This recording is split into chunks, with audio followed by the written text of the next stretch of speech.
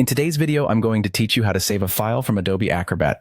This is a quick and essential skill that anyone who works with PDFs should know. So let's dive right in and make these steps easy and clear for you. To begin, let's start by launching Adobe Acrobat. You can find the application icon on your desktop or by searching for it in your computer's application menu. Once you have it open, the next step is to open your PDF document within the program. You might have your file saved on your desktop or in a specific folder, so navigate there and double-click on the file to open it. Or, if you're already within Acrobat, you can also use the File menu to locate and open your document. Now that your PDF is open, let's move to the top left corner of the Adobe Acrobat window.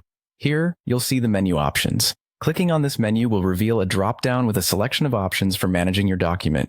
In this list, look for the Save As option. This is what allows you to create a new copy of the PDF with any changes you've made, or to save it with a new file name. After selecting Save As, a dialog box will appear, presenting you with various location options on your computer where you can save your file. This might include folders like Documents, Desktop, or any custom directories you've created. Choose the location that makes the most sense for how you organize your files. Now, it's time to give your file its new name. In the File Name field, you'll have the opportunity to enter a new name that reflects the content or purpose of your document. It's a good practice to use a descriptive file name to make it easier for you to find your file later on. Once you've written your preferred file name, review it to ensure there are no mistakes. Finally, the last step, and arguably the most satisfying, is to click the Save button. This action confirms your choices and ensures your PDF is saved in the specified location with the file name you provided.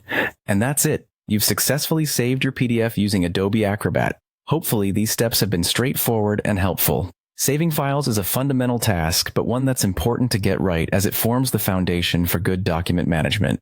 Thanks for watching, and make sure to practice this process a few times to become really comfortable with it. We'll see you in the next video.